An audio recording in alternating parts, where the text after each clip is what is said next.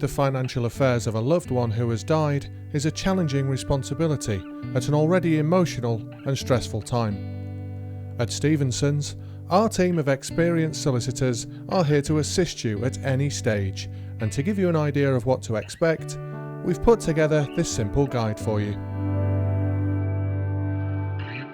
When someone dies, the death must be registered with the local registrar of births, marriages and deaths.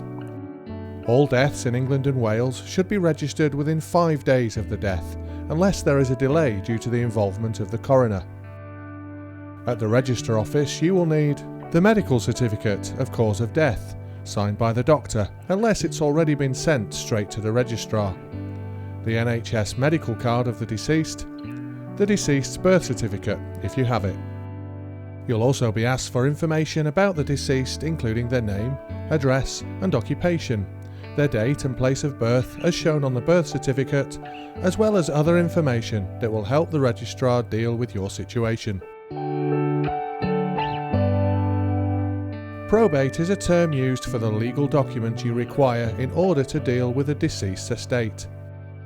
It gives permission to deal with the estate when the value is over £5,000, after the funeral costs have been deducted.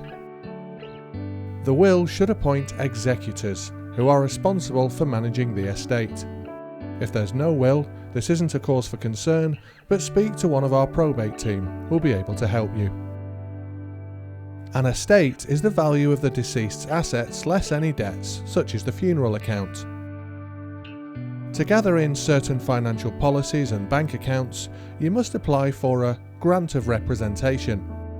This means you'll be officially appointed to carry out the expressed wishes according to the will or rules of intestacy and distribute the estate.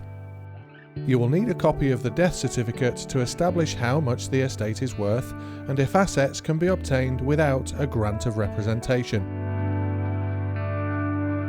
Inheritance tax must be paid before a grant of representation is issued.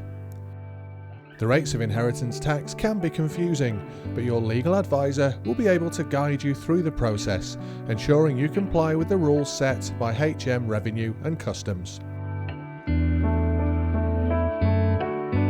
Once any property is sold and monies are collected in, the debt should be paid. Estate accounts should be produced showing monies coming in and going out of the estate. All beneficiaries should be named in the accounts and their entitlement documented. Once any outstanding debts have been paid, the estate can be distributed to those who are named in the will or under the rules of intestacy. If inheritance tax is paid, all paperwork should be kept until HM Revenue and Customs have sent a letter of clearance.